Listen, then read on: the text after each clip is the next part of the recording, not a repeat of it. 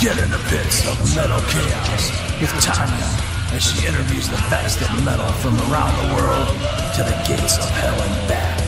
Now kneel down and show respect for the true creator of metal chaos, Slayer Tanya. Beg for mercy and let the chaos begin.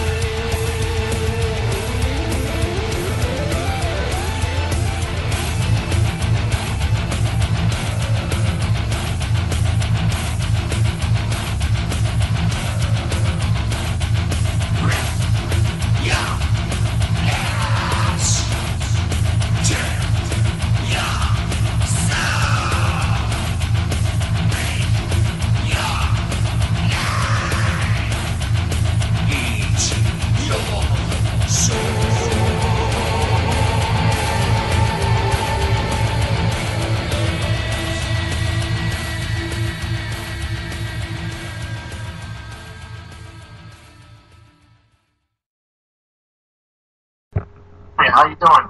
What's up, guys? We're live in the Fits of Metal Chaos, if you want to know me. And with Outlier. What's up, guys? Hey, what's up, Tanya? This is Ray, Cisco, and Rick. Ray, Cisco, and Rick. Wait, Cisco. Hold on, Cisco. Ooh, that just looks scandalous. No nigga can handle it. Shaking that thing like ooh, ish, looking at so devilish. That would be Cisco for sure. Yeah. That song, you know, remember back in the day? You remember that song? I know you guys remember that song. That's on the new album. We haven't released it yet, but it's coming out. Cisco, he really took to it. He kind of lost his way with that whole hip hop career, and now he's playing thrash metal. Yeah. How much heard that for? So Cisco turned white now? Say it again. Cisco turned white? Oh yeah. I got the Michael Jackson shit. Nice. So what are you guys doing? We are sitting here, drinking a couple beers, unloading after the Suffocation show that we did this past weekend, and just kind of looking forward to talking to you guys. Now tell me about Suffocation show. I died for Suffocation. I love Suffocation. Yeah, Cisco, go ahead, man. Tell her how it was. It was fantastic. There's some prehistory with us in Suffocation going into the show. Ray knows Terrence from Suffocation for a bit. I've known Terrence for a long time. So Ray running into Terrence, at 70,000 tons ship on that cruise, and they were talking about, we got to play a show together. So naturally, when we found out Suffocation was coming to Greensboro, we hit it off and we're like, hey man, let's do this, and so that's kind of how it started to come together. And finally months later, last Saturday, it all finally came to a culmination, and it was a great show. It was a great turnout. There were people moshing the entire time, from start to finish, not just for us, but for all the bands. So it was a fun time. It was great. It was great catching up with some Revocation guys, and the Revocation guys were really, really cool. It was a great time. Hell yeah. I'm so proud you guys played with them. Oh yeah, no, we were stoked. The new Suffocation record, it's just really going to tear everybody's faces off. It's super technical. Yeah. It's their heaviest, most creative effort, in my opinion. It's fantastic. That's awesome. Now, tell me tell me a little bit about Outlier and the band and the history of the band. Yeah, so Outlier has been around for a few years. our lineup changed about, what, Cisco, maybe a year and a half ago, let's say? The last lineup change? Yeah. Yeah, about a year and a half ago. About a year and a half ago. We were really just looking for people who wanted to commit to playing, intense thrash metal. And, previous guys, that was not really their thing. They were just kind of part of it. And then, we ended up finding Anthony and Adam from another band.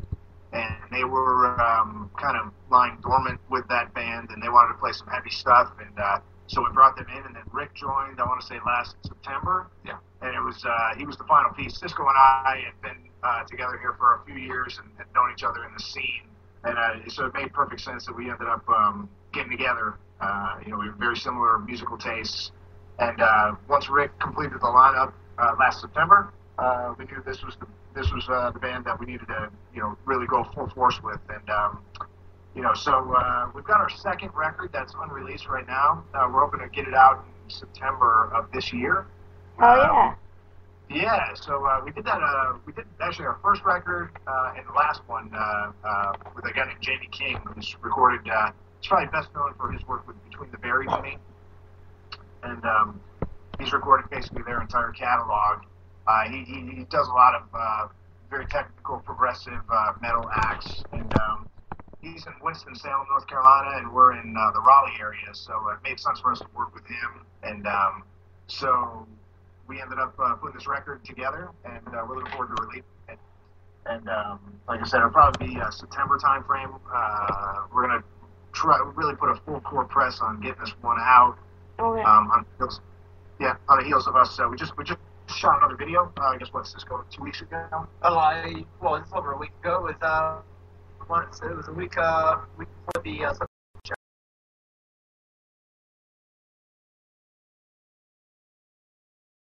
So in that video, you guys got girls with thongs on? Oh yeah, for sure. Cisco is rocking a thong. Yeah. And, we did the Where It Ends video. Features everybody except for Rick. Yeah. It was before Rick had joined the band, so we wanted to go ahead and do a video that would feature Rick, so that the current full band. Yep. And we're hoping that's out within the next month, let's say. Yeah. And once that happens, then we're going to put on that full court press to find a label that wants to distribute it and get this one out. There's a lot of people waiting for it, so we're excited about it, and I think our fans are excited, and we're looking forward to sharing it with everybody. What's the name of the song, the video? The video that we are going to release here in the next month is for a song called Pillars. Okay. And we haven't released that song yet to the public. But the most recent song that we did the video for was a song called Where It Ends. And, Where It Ends? So that song's been, Where It Ends. Yep. And we haven't released Pillars, but if you go on our band page, there's a quick live clip of us playing Pillars, which broke out into a pretty righteous mosh pit, I must say. It was one of the most exciting moments of playing that show, was just being to look out to the crowd during that song and seeing everybody tear it up in a pit. That was really awesome. People are definitely losing it. So hold on, guys. You guys been together since 2002, right?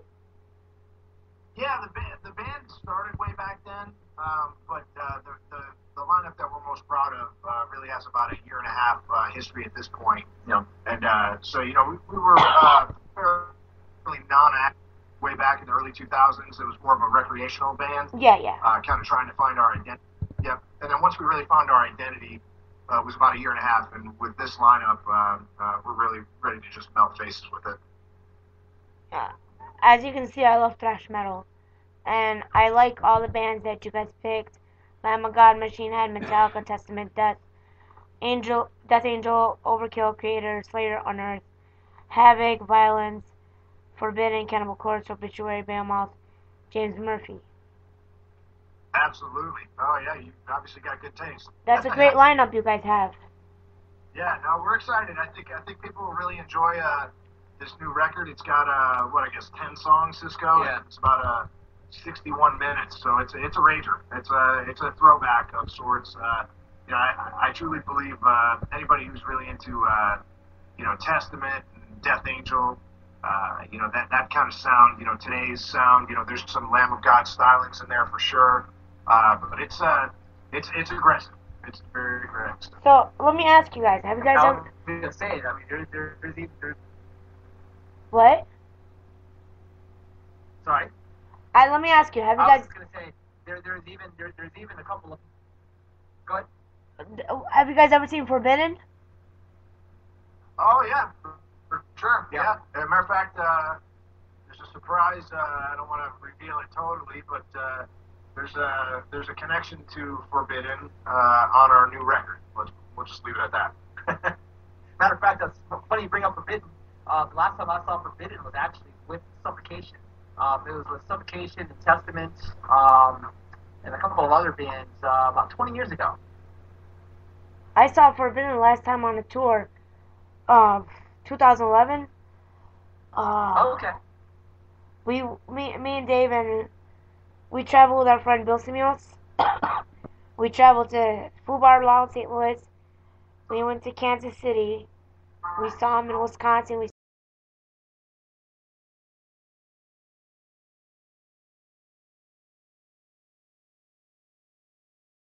They were playing with Havoc and Awesome. huh? Yeah, I've seen it.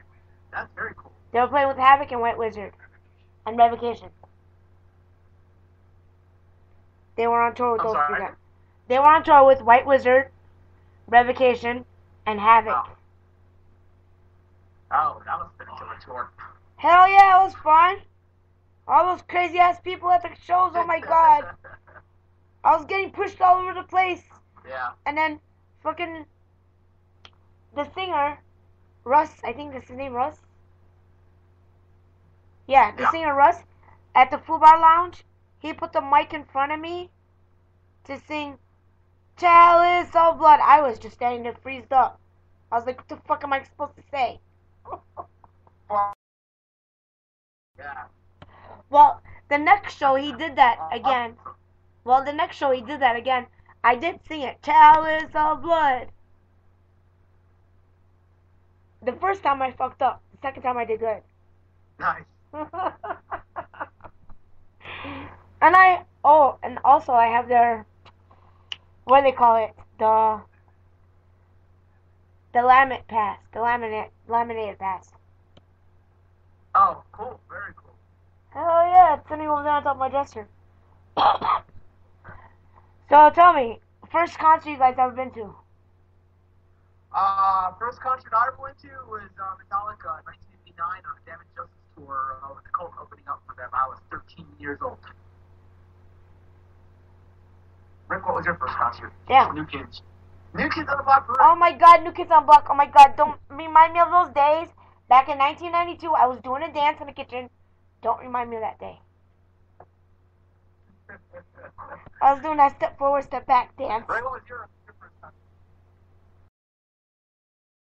My first show, I'm just gonna love this. Louder? I saw it. Louder? Was Create. That's my favorite band in the world. Creator? Not my first one. I saw Creator on the Extreme Aggression with Coroner on the No More Color tour. It was one of my favorite shows I've ever seen in my life. That's cool. 1984, I was 4 years old, 3 or 4 years old. My mom took me to see Slayer, Show No Mercy. Nice. That's all I remember. I can't remember anymore.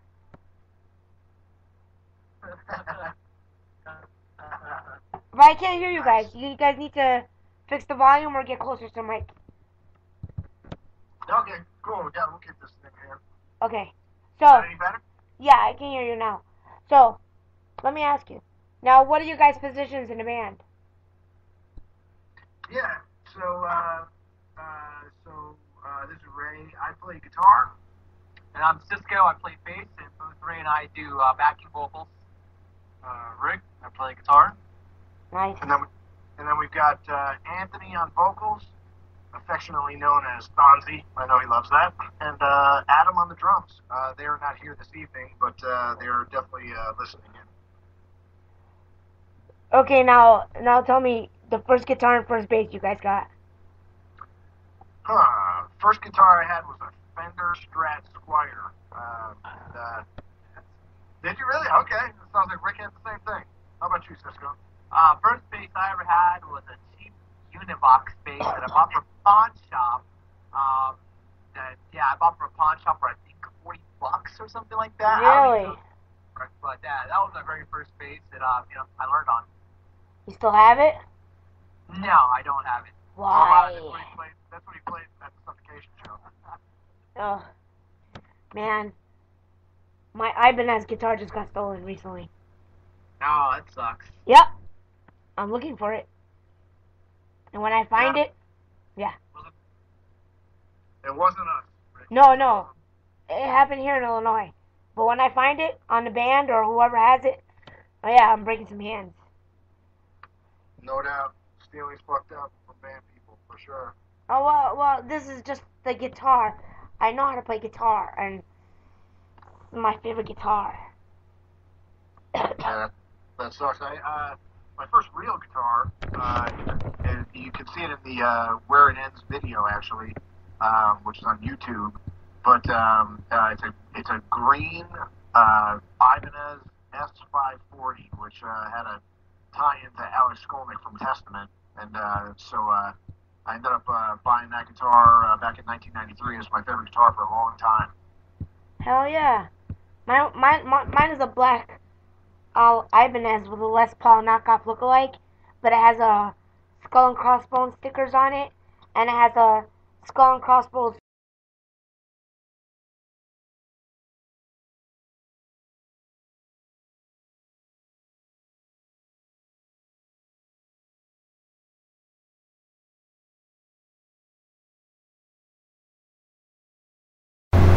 Hello? Hello? You guys there? We are here. Yep, we had a little bit of technical difficulties. Yeah. Can you hear us? Yeah, I can hear you guys. I mean, that case cost me $65. Wow. It was with a guitar, a case, and strap, but there was nothing else in there. But still, anyways, have you guys ever had any equipment stolen from you? I have not. How about you, Rick? From me? No, not from me. Can't say I have either. Been fortunate thus far. Knocking on wood. Knock on wood, you guys don't have that happen. Yeah, for sure. Okay, now, Tanya, did I see you're originally from like Kenosha or something? Chicago. Okay, Chicago. I thought I saw Kenosha. I was wondering. Yeah, no, I always change my city around. Okay, because I was thinking it was Lazarus AD. I know those guys are from that area. Yeah, I know, but they're done. Lazarus City. Yeah, I don't know what happened. I liked the first record, but kind of fell off after that, huh? So somebody died in the band, I think. Drummer died. Yeah, very sad. Yep, I remember I seen him at the Reggie's Rock Club in Chicago years ago. Like, I think it was 2011. Seen him last time I saw him. So, Yeah. so how many albums you guys got under your belt right now? So we've got one that's released. It's called Provoked to Anger. That's available on iTunes and every, I guess, digital format. I guess Amazon and so forth. But there's a I would always put the caution out to anybody who would check out Provoked to Anger. There's a couple good songs on there, but it's really not the band that we are today by any stretch, right, Cisco? I think. It's when the second record comes out, everybody's going to realize just how different and how evolved Outlier has gotten since Provoked to Anger. And that's not a shot at Provoked to Anger at all. It's that where we are now, we're at a much more blackened and even somewhat melodic sound now than we did in Provoked to Anger for sure. Really? Yeah, I think effort. I lost you guys. You gotta repeat. Oh, can you hear us? You gotta repeat yourself again. What'd you say? That's fine. I think Cisco was talking about the differences between Provoked to Anger and. No, I lost what you said. What did you say? Oh, okay. Yeah. So the new record is much more focused, and I think people will realize when they hear it a little bit later this year that there's just an evolution. Really, to use Cisco's term there, the band really, just grew. And again, the previous members just really didn't contribute at the level that Rick does, and Anthony and Adam, and Cisco and I just really understood where this band needed to go, and we just took it and continued in that direction. And good things have been happening for the band, fortunately. And I think when this record comes out, people will really, it's going to take them by surprise. It's a very, very focused, incredibly heavy thrash metal record. So how many songs are on this? How many songs and how long is the album? Yeah, so there's 10 songs on the new record. We tend to write songs that are a little bit longer, so the record itself is almost 61 minutes. So you're getting your money's worth for sure. And oh yeah. It features Cisco, a 9-minute instrumental. Yeah. The instrumental. I mean, I'm not gonna spoil it too much, but I will just say the instrumental for me was one of the monumental pieces of this band. Oh yeah, I can't wait to hear it. Yeah, there's some. Thank you. There's some guest guitar soloists and a wonderful, very heavy violinist who's actually rather accomplished in her career.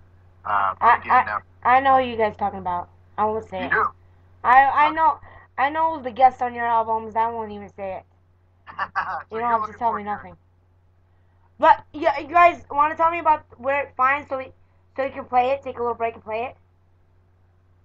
Sure. Sorry, say that again. It broke up. Did you want to play a song? Is that what you said? Yeah, where it ends. Yeah, that's the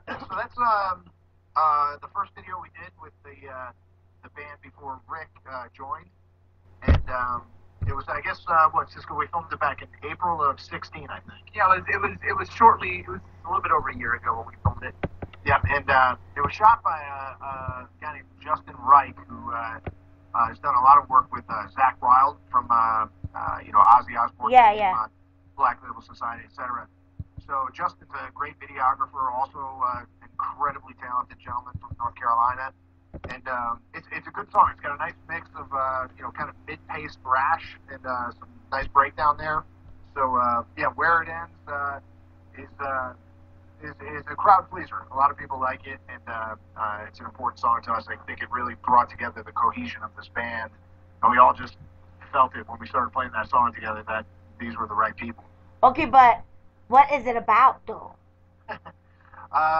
Where it ends is really about turning the corner in your life and putting things down that just are not productive. Kind of speaking a little bit vaguely, but overall, the song is just, when you finally take a stand and decide to change your life for the better and just move forward and just say, fuck everything that's been holding you down, and now it's time for you to break out and just own this fucking world. Okay, let's take a 5-minute 26-second break. Play a song where it ends. Then we'll come back right back, everybody.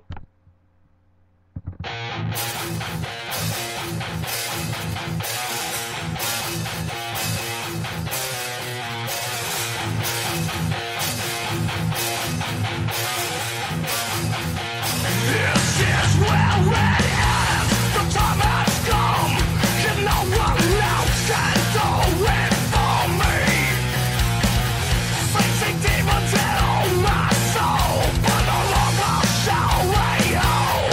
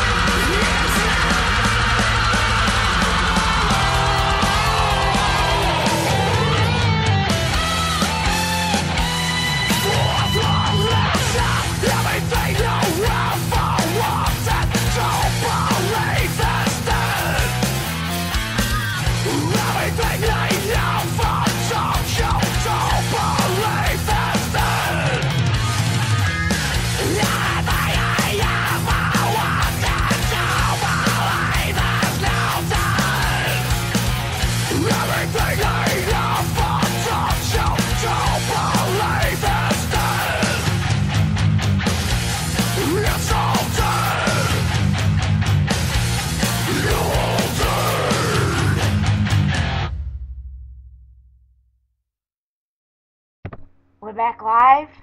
I hope you guys liked that song where it ends. That was great.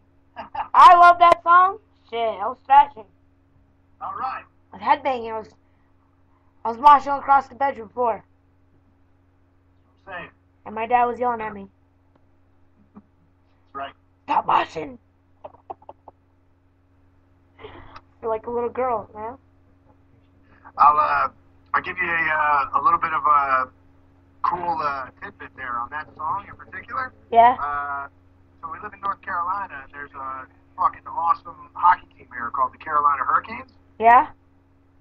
And they were cool enough to play our music through their NHL arena. Hell yeah. Earlier this year.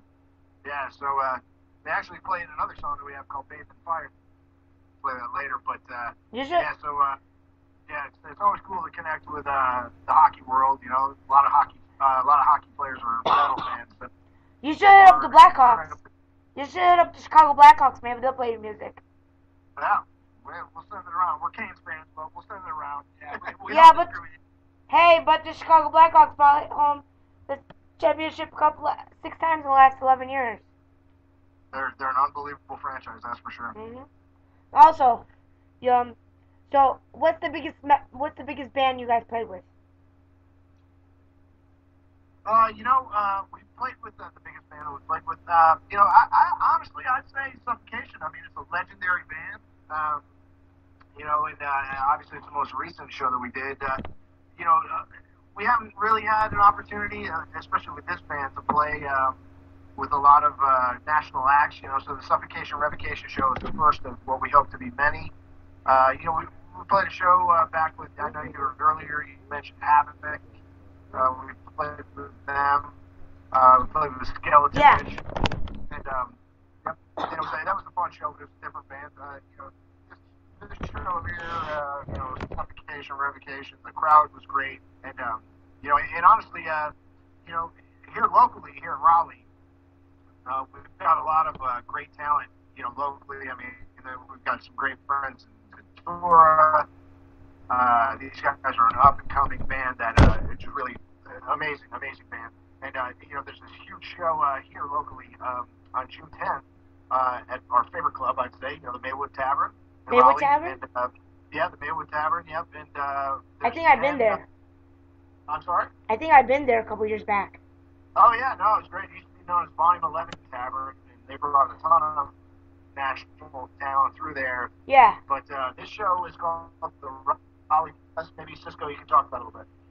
Yeah, so we've got the Raleigh Death Fest coming up on June 10th. I guess it's a little bit over 2 weeks away, but it's an annual showcase of really not just North Carolina or Raleigh's most prominent bands, but now I know they're bringing in a couple of bands from Virginia. So it's really starting to become more of a regional thing. But it's great. I mean, it's not just like there's a 10 bands they book. There are a lot of vendors, supporters out there. I think a custom guitar maker, stricken with 7 guitars, is going to be out there showcasing their guitars. There's like a horror shop that's going to be out there, that's going to be selling stuff. So it's a bunch of like local businesses that really come together with local bands to really showcase, what Raleigh has to offer. I mean, last year it got really packed. It was almost at capacity, and we're kind of, the way it looks right now, it's going to be really near capacity this year again. So we're really stoked to be doing that again this year. We hope we can get a lot of people to come out again. Okay. Last time I saw Suffocation was August 1st last year at the Metal Grill. And me not knowing who's on my friends list, all of a sudden I find out I have Terrence on my friends list for years. I have Queensryche members. I have different members from different bands. I'm like, okay, how the fuck they get on my friends list? That's awesome. It was a great show. Who did Suffocation come through with? Who did, they played with, hold on 1 second, let me check it was a Summer Slaughter tour. They played with After the Burial, Nile.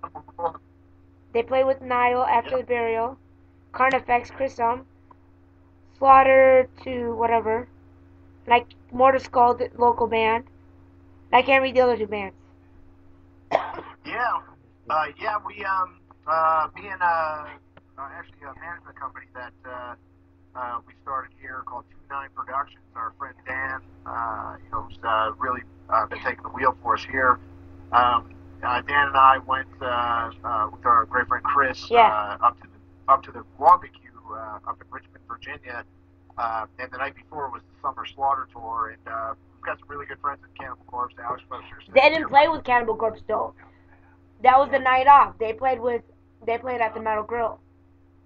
Okay, yep. And so Cannibal, we're going up there to catch up with those guys. And, it's funny, we saw Terrence outside of the Suffocation bus, and he said, I keep hearing about Outlier, man. We got to see you guys. So it was a good time. So it kind of started a pretty nice relationship. And then the next day we went to the barbecue. We saw Lamb of God and I Hate God with Phil and Selmo, actually, which is pretty insane. And Guar, of course. So, I remember that tour. It was awesome. Guar? Yeah, that was the next night. Yep. Guar. Wait. I got a tour for you. Hold on. April 2013. Me and Dave, we went out on a road trip with Warbeast and Guar. We saw him in Lincoln, Nebraska. Des Moines, Iowa, and then we went to the last show in Jacksonville, Florida. So listen to this. Jacksonville, Florida, okay? This is when Otis Hungers was still alive. Yep. I was on the side of the stage taking pictures. And I had 2 upper teeth that needed to get removed. So this is what happens. So you know that big dick on Otis things, whatever. Okay? So he's singing, he gets real close to me. The thing slaps me in my fucking face.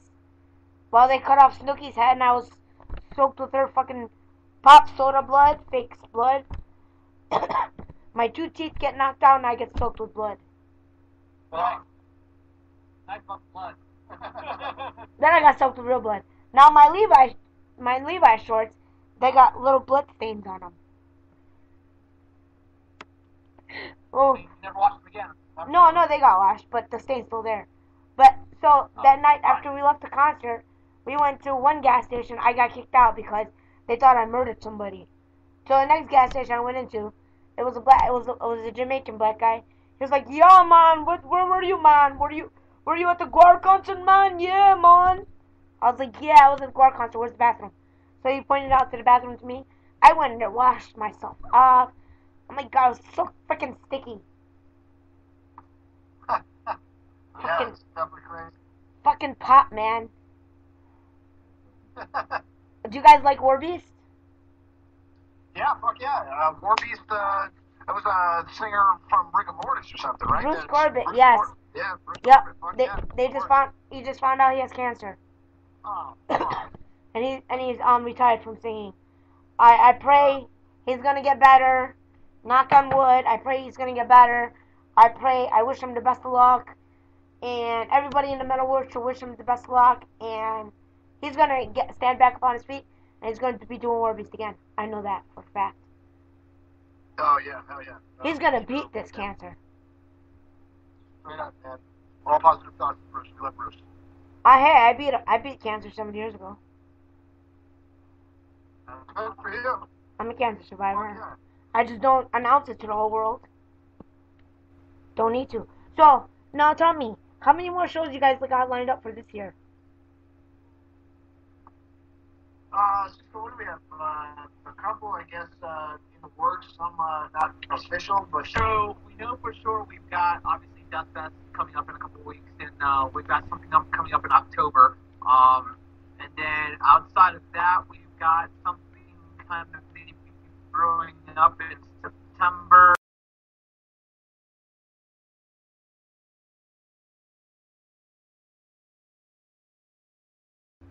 But oh yeah, no, Cisco was saying probably about 5 shows before the end of the year in different places in North Carolina, from out to the west side as well, Charlotte, that area. So probably about 5 more shows.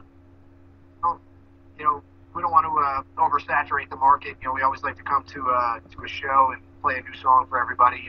And once we release this record here at the end of September, we'll probably ramp up the effort a little bit. You guys need to come out to the Midwest. I need to see you guys. Hell yeah. I want to see you guys play. Absolutely. You We guys, love that. you guys don't. Chicago's got a killer metal. Not only Chicago, Wisconsin to Milwaukee, Madison, shit like that. Indiana, Michigan, shit like that. Absolutely. All the Midwest areas. You guys should put a little tour together. Of a couple bands. Hell yeah. Yeah. Yeah, you guys have Chicago. One of the big bands I always think of out of Chicago is Master, right? Master.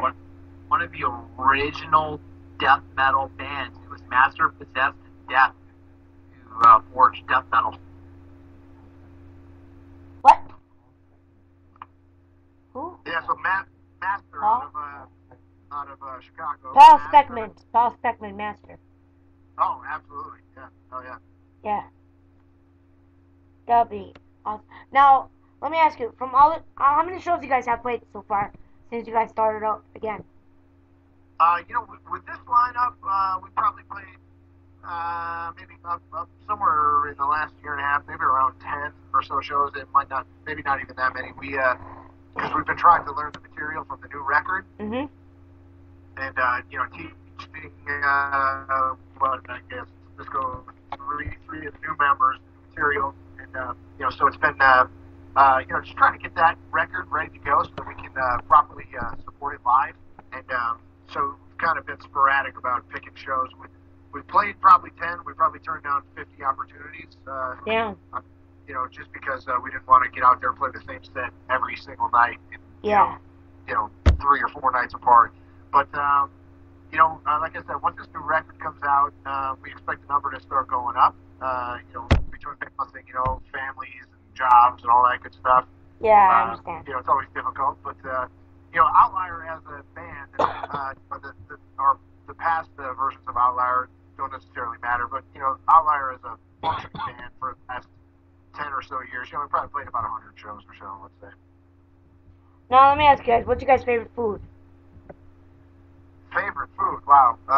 Mine's probably beer. I don't know, Cisco, you?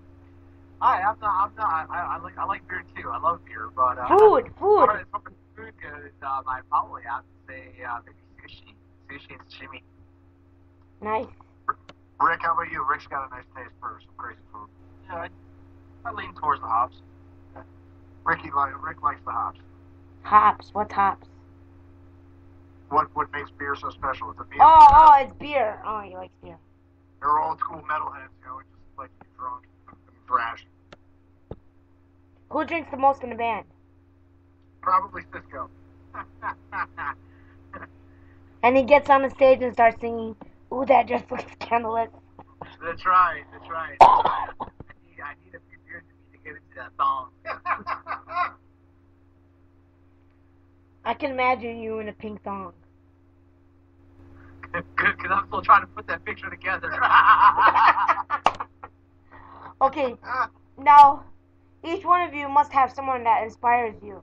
Who inspires you personally? Cisco, you want to start? Ooh, where do I start? I've got a lot of sources of inspiration. I mean, in terms of just like pure playing bass, I mean, I can name people like Cliff Burton, Steve Harris, Steve Giorgio for sure were huge inspirations on me. But more so, in life or music, I've got people like Chuck Schuldiner is a big inspiration for me. There's a lot of philosophers that are inspiration for me in life. Carl Sagan, people like that. I've got all kinds of different sources of inspiration. This is Ray. For me, it all started with James Hetfield. As cliche as that may sound, when I was 12 years old, I heard Master of Puppets and changed my life. I thought James Hetfield was the coolest guy on planet Earth. Hell yeah! And I still think he's a hell of a riff master. I mean, I'm proud of him just continuing to thrash when he doesn't need to, and he's got several millions of dollars. But the players that really formed my thrash style really go back to Alex Skolnick and Eric Peterson of Testament, Rob Flynn, who was a good friend for a number of years, Phil Demmel, of course, out of Violence, and then later in life, which kind of inspired my lead style, although I couldn't play anything like him, but I just tried to emulate, is James Murphy, one of the best guitar players in the world, in my opinion. And it's just all players who have passion and just play amazing. Michael Ackerfeld from Opeth era over the last 10 or 15 years of my life. Big fan of anybody who just plays the guitar like they mean and just writes some killer riffs. And how about Rick? I grew up with listening to Metallica. Kirk Hammett was a big influence. That's why I pretty much know the pentatonic scale by heart. But hopefully I'll bring it into some of the music. But I'll kick it up a notch. I won't use the wall pedal. Dad. Megadeth. Sure. Martin Freeman, actually. Oh, yeah. Martin Freeman, Dave Mustaine. Pretty much the old school thrash. Depending on but I guess some of the influences even today, they're not even thrash metal. I mean, I'm a big John Mayer fan, so every time I hear his shit, I pick up the guitar. So it all depends on what I want to, play at the moment. Master of Puppets in Disguise. Absolutely. I love that song. Yeah, absolutely. So now let me ask you, on the new album, what inspired you guys to write it? Probably just obligation of writing the record. No, truthfully, I just think that when Provoked to Anger was released, it was well received by people who, got into it. Mm-hmm. It was probably a little lighter than, I guess I would have expected it to be. And I think the band just kind of graduated as the record progressed. And once that record was done, I kind of just listened to the local landscape with respect to Raleigh and some of the newer music coming out, and it just felt like Outlier had more potential and felt like we could challenge ourselves to play heavier and faster and with more aggression and more determination. And that's what inspired me to write the riffs on the record. And it just honestly, for me personally, and I'm remiss in not mentioning that Death Angel, I feel is one of the best bands right now. And the last 3 records they put out have been sensational, in my opinion. And The Dream Calls for Blood in particular inspired me to write our latest record. And in fact, I used his guitar tones on the record. So I really felt like The Dream Calls for Blood was the type of music that I personally identify with. It has aggression, talent, and some heavy melodic thrash metal vocal stylings. And I think our vocals are a bit heavier than Mark's, but I absolutely look up to Mark. I think he's amazing, not only as a performer but as a human being. And so that record really drove me to write our latest record, and I think it comes through on the recording. Well, that's awesome. So how many times do you guys practice a month? I guess we're weekly, right? Yeah, once a week. Yeah. Rick says we don't need practice. Rick doesn't, because he's the star of this thing. Uh-huh. So how's your hometown fan base? The local fan base, I think, is very supportive. Really cool. Cisco, maybe you can talk some of that. Yeah, I mean, definitely very supportive. I mean, I think case in point, the publication show that we just did, we jumped on it maybe less than a month before the show officially, and then you had us sell a bunch of tickets for it, and we asked fans to respond and buy tickets, and they came through really strong. We sold out of our allotment a couple days before the actual show, so we've got a very supportive fan base out here, and we absolutely love them all. What websites can the band be found on? I'm sorry? What websites can the band be found on? So we've got a Facebook page. We're on Reverb Nation as well. We've got an Instagram account. Yeah. What's Facebook? And then we're currently we have an official website that's a work in progress, but it's not quite ready yet. Okay. And in the next 5 to 10 years, where do you see your band at? Touring the world, selling millions of records. How many albums you guys plan to release by then? Yeah, definitely. We want to be in where are they now in 5 to 10 years. Okay. Hey, don't forget our Pinterest page. You have a Pinterest page, really? Oh yeah, we do. Rick typically puts out a new recipe every third Thursday of the month. Recipe? That's right. His latest cupcake recipe. Yeah, I got my own recipes. So, in your own words, guys, what are the pros and cons in the music business you guys been in so far?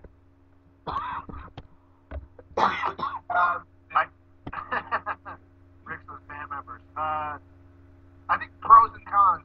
The pros are definitely when somebody in that audience that's connecting with your music, there's no greater compliment. We experienced a lot of that at the Suffocation show, and we're super grateful for all the new friends we made and all of our legacy friends, of course.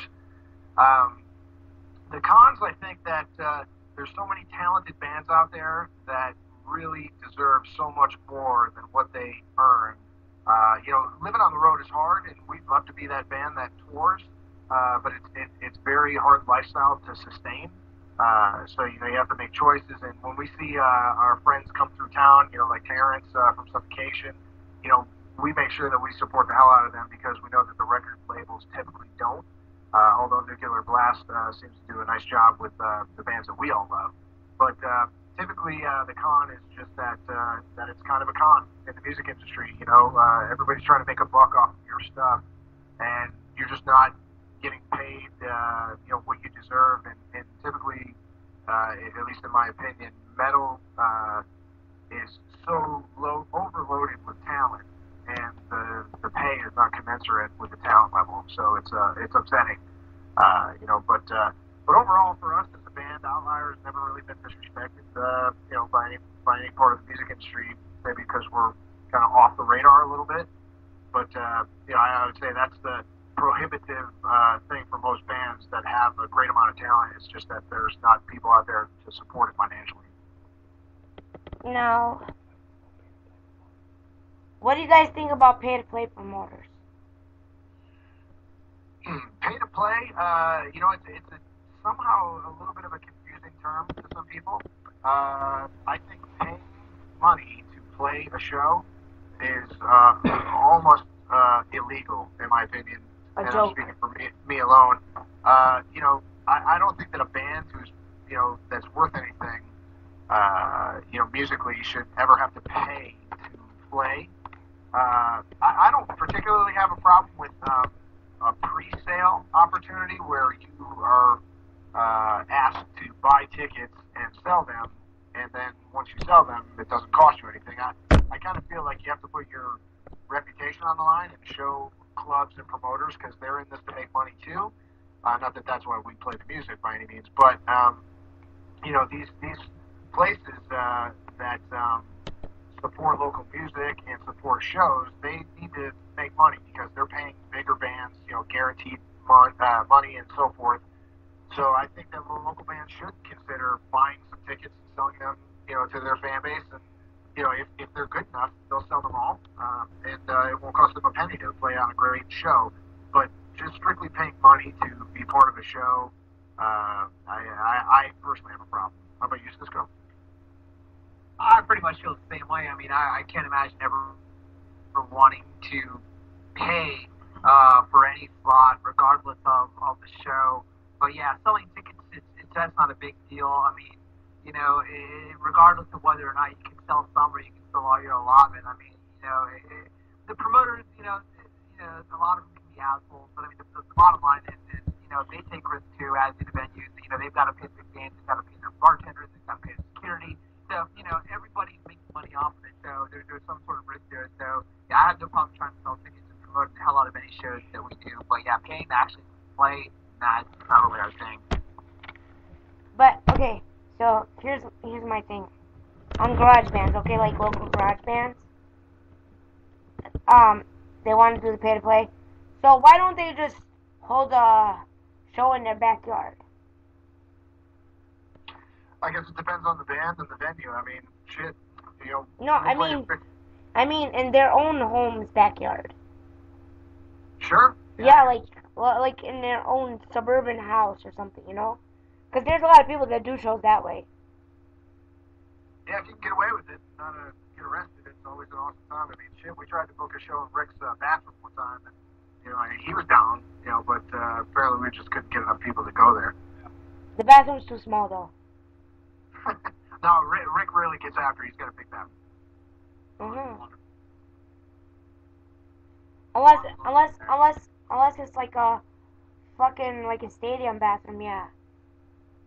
Yeah, Rick really gets after the stadium type bathroom. That was how he built his house. It's actually just a huge fucking bathroom.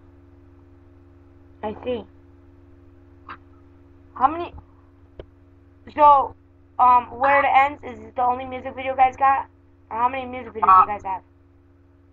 Yeah, right now we had a video for Bathe in Fire that features some of the older band members, but it just wasn't relevant to show any longer. We wanted to really represent. We wanted to get Rick out there. A lot of the ladies like him, so we thought it would be a lot of appeal there. But no, we just want to have a couple videos for the new record and Where It Ends and another song that's soon to be released. And again, as Cisco mentioned, it's on our Facebook page. Which is facebook.com/Outlier Metal. You can see that there to at least hear the song. But yeah, right now Where It Ends is the only one that we have out there. But we expect, I guess, to go within the next month. Yeah, I'd say within the next month we'll be popping out that new video. So, which one is Rick in the band? Rick is, we call him Captain Sexy, and he's the one who has, I guess, the white hair. He looks like he's older than all of us, but he's actually younger. Oh, he's the white hair dude. Doesn't matter. I kind of like the blonde one. She spotted you, Rick. The blonde one. You like white? Well, you got Rick. No, he's not there anymore. Okay. I like the one's a Cannibal Corpse t-shirt. That's you, Ray, right? Cannibal Corpse t-shirt. That's probably me. That's Ray. Okay, yeah, I like you. So now, let me ask you. Now, the big four bands you guys would tour with, it's an imaginary concert. So, okay, there's four bands you're going to tour with, okay? 4 bands. Oh, that's a fun question. I'm going to give this. Wait. You guys got to hear it first. It's not done the question yet. So, these 4 bands, you guys are the main headliners, but there's 2 other bands closing out before you, okay? Closing out after you. Those 2 other bands, one has 6 hours, the other one has 3 hours. The first 2 bands get 15 minutes and 45 minutes. Is this a math question? No. Let me get my calculator. Hold on. Hold on.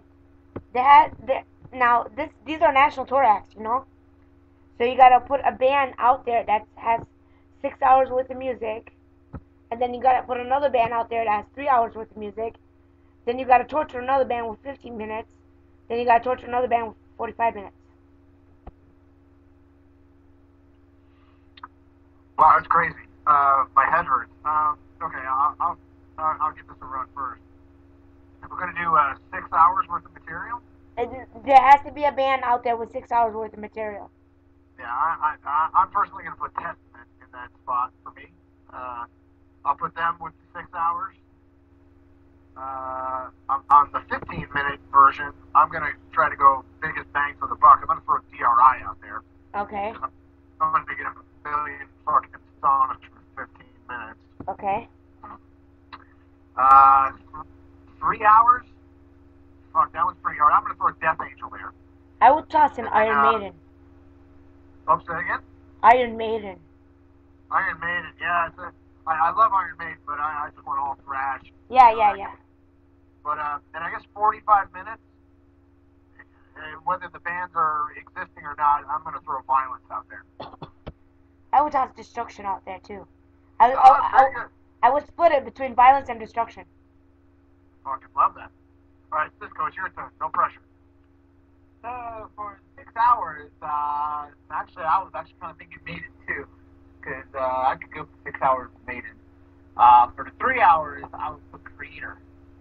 Yeah, I think Creator for 3 hours would be fucking awesome. 15 minutes, Napalm Death. Because they would play a million songs in 15 minutes for sure. Hell yeah. For 45 minutes, just a good measure.